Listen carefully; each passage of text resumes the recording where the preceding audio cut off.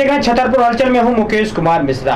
आज हम बात करेंगे खास मुलाकात में छतरपुर विश्वनाथ कॉलोनी के निवासित प्रेम नारायण शास्त्री जी से और चर्चा करते हैं कृष्ण जन्म उत्सव के संबंध में। जी नमस्कार पंडित जी, छतरपुर हलचल में आपका स्वागत है।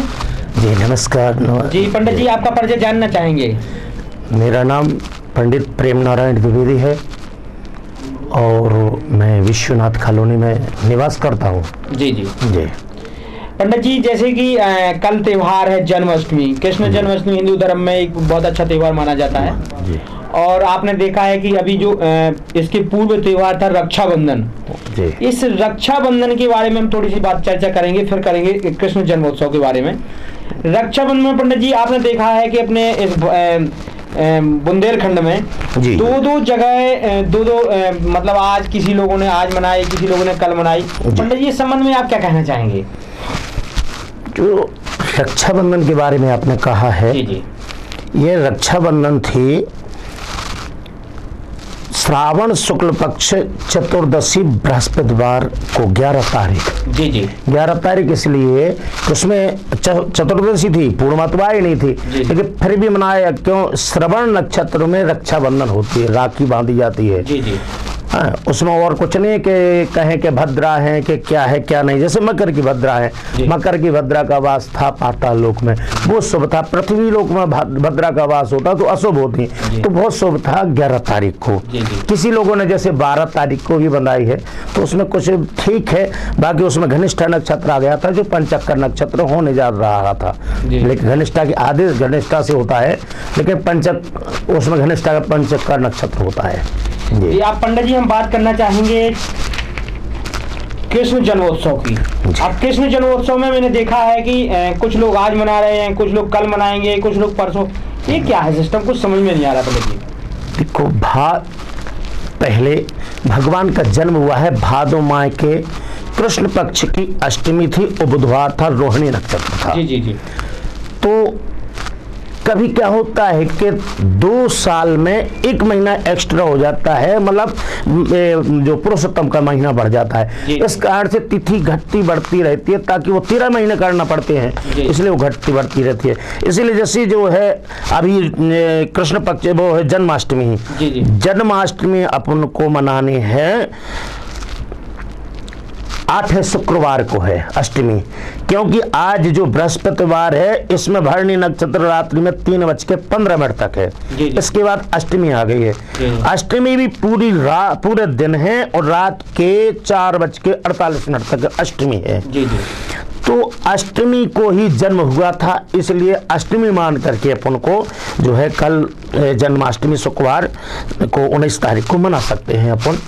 जैसे स्मारता है, लेकिन वैष्णव लोग जो संत लोग होते हैं, ये लोग वैष्णव लोग जो है वो 20 तारीख को भी मना सकते हैं, क्योंकि उसमें रोहिणी नक्षत्र है, लेकिन न में लग जाना है। तो अपन लोग जो है जो गृहस्थी वाले हैं ये कल ही मनाए अपन लोग जो गृहस्थ आश्रम है। जी तो मतलब आपका कहना ये है कि जो कृष्ण जन्मोत्सव है वो हिंदुस्तान में मतलब कल मनाए अष्टमी शुक्रवार को मनाए। तो पंडित जी, हम इस कृष्ण जन्मोत्सव में जानना चाहेंगे और अपने दर्शकों को भी दिखाना चाहेंगे कि किस प्रकार से पूजा करें, क्योंकि काफी लोग कर्ज से डूबे हैं तो वो परेशान हैं। किसी के घर में माता पिता की तबीयत खराब है तो उनसे परेशान है। मतलब ये जो आप तो वैसे कई जगह आप जाते हैं, पंडिताई करते हैं, आप बहुत अच्छे विशेष पंडित हैं, तो इसमें आप देखने को हमें थोड़ी अपने दर्शकों को बताएं कि किस प्रकार से घर में कलेश ना हो, शांति रहे, और किस प्रकार से भगवान कृष्ण की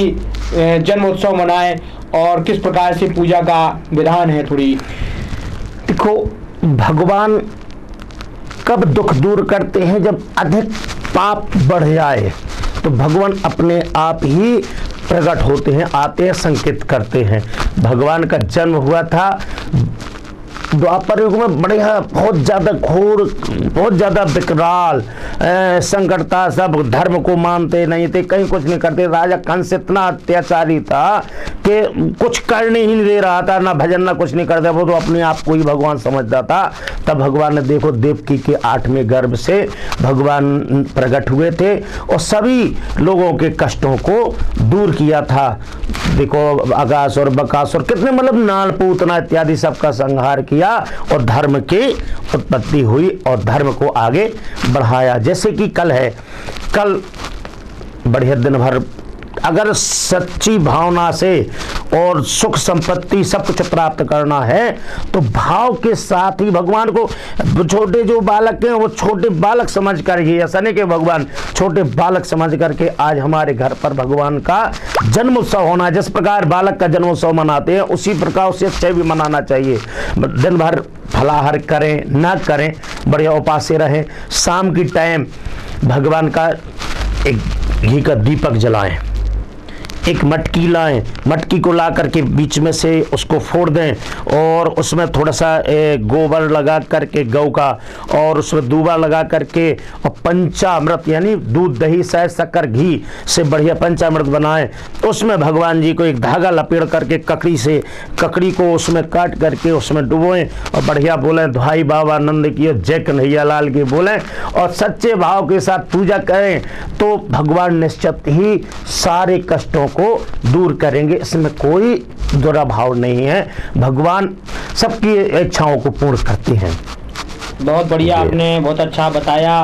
और ये हुप्पू हुप्पू पालकी जय कन्हैया लाल की, वो तो भगवान का। देखो हम आप चाहे अपन भी छोटे थे तो आपने ले लिया, अपने माता पिता वैसे ले लिया करते हैं कंधे पर, वो कहते हैं हुप्पू हुप्पू पालकी जय कन्हैया लाल की, मतलब भगवान को रिझाना, भगवान को खिलाना ताकि भगवान रूठे नहीं। अच्छा। इसीलिए कहते हैं सभी लोग। थोड़ी सी मैं बात करेंगे वर्तमान समय में, जैसे बच्चों के जन्मदिन सभी लोग मनाते हैं जी, तो हैप्पी बर्थडे टू यू, और भगवान का जब अपन जन्मदिन जन्मोत्सव मनाते हैं हुप्पू पालकी बड़ी प्रेम के साथ मनाते हैं। और जब अपने आजकल जो प्रथा चल गई है केक काटना, मोमबत्ती फूंकना, दीपक बुझाना, तो इस संबंध में आप क्या कहना चाहेंगे? देखो आगे का तो ठीक है, ऐसा जिसे दीपक अपन लोग मोमबत्ती जलाते हैं जी जी, वो पिछली प्रथा है, वो अंग्रेजों ने क्या कर दिया इसको हमें पता नहीं, लेकिन अगर हम भारतवर्ष में रहते हैं जी जी, सनातन धर्म को मानते हैं जी जी, तो जैसे दीपक को प्रज्वलित किया जी जी, और प्रज्वलित करना अंधकार से उजेले की ओर ले जाना। जी जी जी। लेकिन इसमें क्या प्रथा पहला ये मुझको तो पता नहीं, शास्त्रों में नहीं लिखा है कि पहले उसको मोमबत्ती को जलाओ और जला करके बुझा दो, मतलब उजेले से अंधकार की ओर ढकते जाओ। अच्छा। ऐसा नहीं करना चाहिए, हमेशा दीपक जला करके बढ़िया आटा के दीपक लें, उसमें फूलबत्ती रख करके घी के बढ़िया बालक का जन्मोत्सव हो, उसको यह सत्यनारायण भगवान की कथा, कोई पंचांग पूजन कुछ भी करवाया जाए, उसका तिलक किया जाए, एक मीठा खिलाया जाए ताकि बालक आगे चल के मीठा बोले।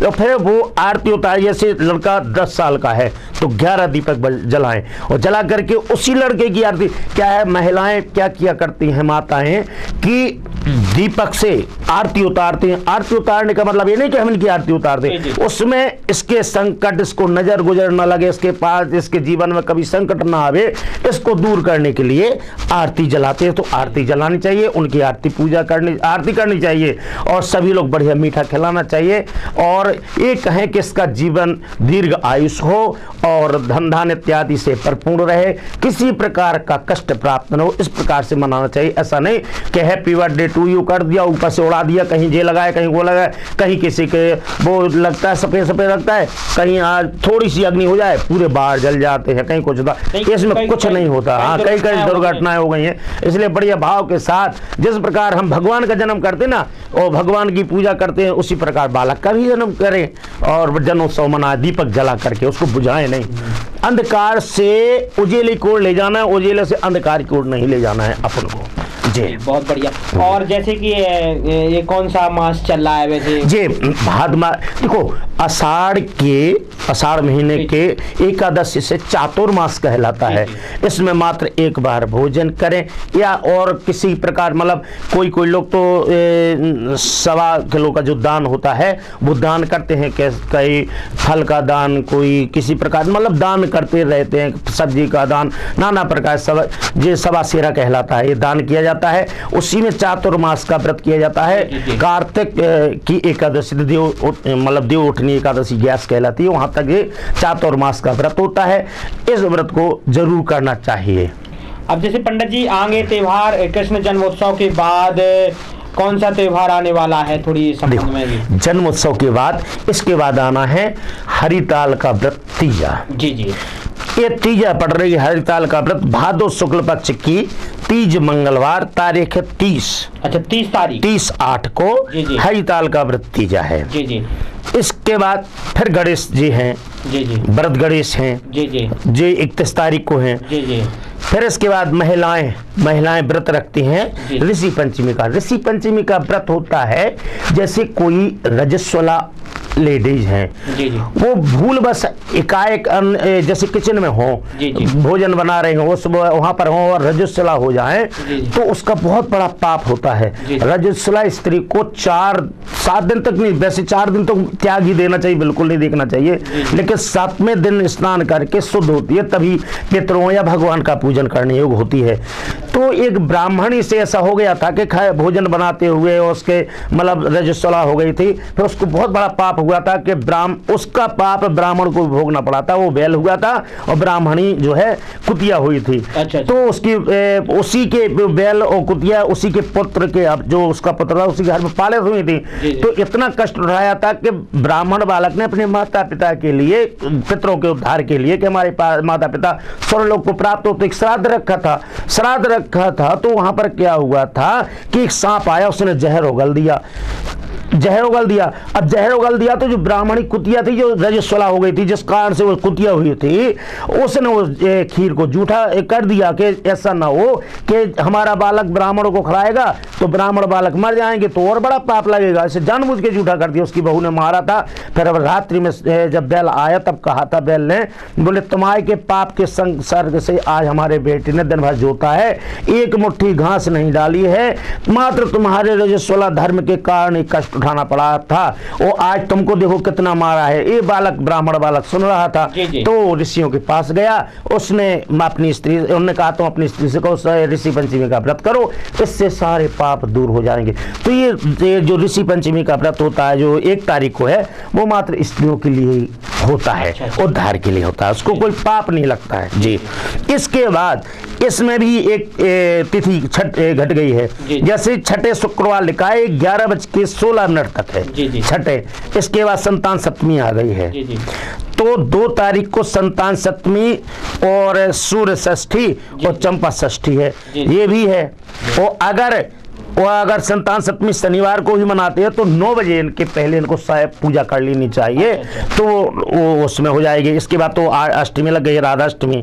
हाँ जी, वो महालक्ष्मी व्रत प्रारंभ होगा। बहुत बढ़िया पंडित जी, आपने छतरपुर हलचल के दर्शकों को ये जानकारी दी, आपका बहुत बहुत धन्यवाद। बने रहिए छतरपुर हलचल के साथ। मैं हूँ मुकेश कुमार मिश्रा। आज हमारी खास मुलाकात में प्रेम नारायण दुबे जी से आप अभी सुन रहे थे छतरपुर हलचल के साथ कृष्ण जन्मोत्सव एवं पूर्व में जो रक्षाबंधन त्योहार हुआ और आगे जो इस मास में त्योहार आने वाले हैं, इस संबंध में प्रेम नारायण दुबे जी के मुखारबंद से जो उन्होंने बताया है कि किस प्रकार से किस त्योहार को मनाएं। बने रहिए छतरपुर हलचल के साथ। नमस्कार।